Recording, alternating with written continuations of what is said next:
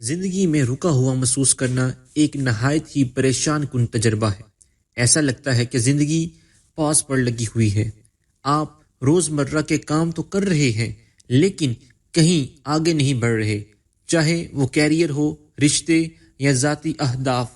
یہ جمود آپ کی توانائی نچوڑ لیتا ہے، سوچ دھندلا دیتی ہے اور مقصد پر شک پیدا کر دیتی ہے۔ لیکن خوشخبری یہ ہے، رک جانا ایک سگنل ہوتا ہے، سزا نہیں، اور صحیح سوچ اور طریقے کے ساتھ آپ دوبارہ سے چلنا شروع کر سکتے ہیں اور موٹیویشن دوبارہ حاصل کر سکتے ہیں۔ آپ رکے ہوئے محسوس کیوں کرتے ہیں؟ سب سے پہلے یہ جاننا ضروری ہے کہ ایسا کیوں ہوتا ہے۔ نمبر 1، مقصد کا واضح نہ ہونا۔ جب آپ کو یہ معلوم ہی نہ ہو کہ آپ چاہتے کیا ہیں تو موٹیویشن پیدا کرنا مشکل ہوتا ہے۔ اگر آپ کے اہداف مبہم ہیں تو آپ بس گھومتے ہی رہیں گے۔ مجھے اپنی زندگی میں کرنا کیا ہے؟ کیا میں صحیح راستے پر ہوں؟ یہ سوالات تب تک الجھن میں ڈالے رکھتے ہیں جب تک ان کے واضح جواب نہ ہوں۔ نمبر 2، ناکامی یا کامیابی کا خوف۔ بعض اوقات ہم اس لیے آگے نہیں بڑھتے کیونکہ ہمیں ڈر ہوتا ہے، ناکامی کا یا کامیابی کے بعد آنے والی ذمہ داریوں کا۔ نمبر 3، کمال پسندی۔ اگر آپ ہر کام کو مکمل اور بہترین بنانا چاہتے ہیں تو شروعات ہی نہیں ہو پاتی کیونکہ آپ صحیح وقت یا مکمل منصوبہ کا انتظار کرتے رہتے ہیں جو شاید کبھی نہ آئے۔ نمبر 4، تھکن۔ جب آپ مسلسل محنت کرتے رہیں بغیر آرام یا حوصلہ افزائی کے تو دماغ اور جسم خود ہی کہہ دیتے ہیں رک جاؤ۔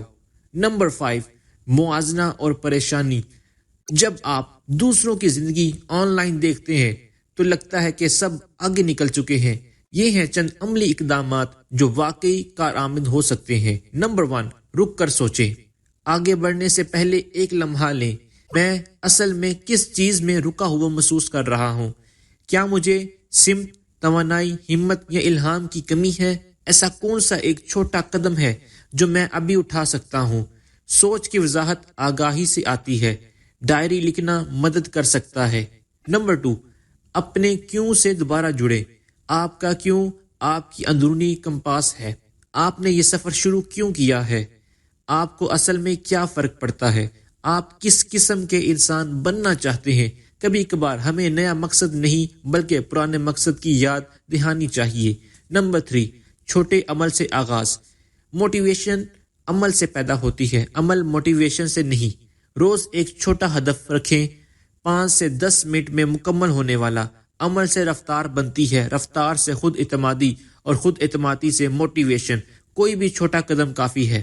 نمبر 4، ماحول کو تازہ رکھیں۔ کبھی کبھار ارد گرد کا ماحول ہی جمود کا سبب بنتا ہے۔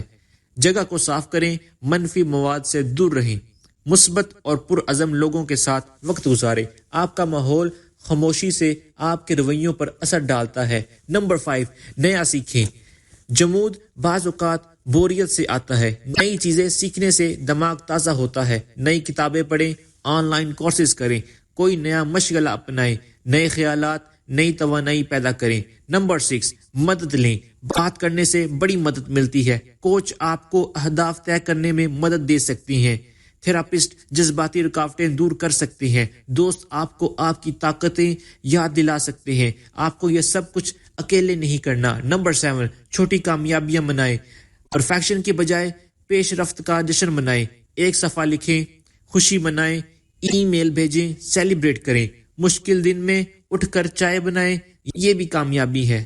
آخری بات، رکنا ناکامی نہیں، رک جانا اکثر ترقی کا پہلا قدم ہوتا ہے۔ یہ ایک سگنل ہوتا ہے کہ کچھ بدلنے کی ضرورت ہے، چاہے وہ راستہ ہو، سوچ یا ہدف۔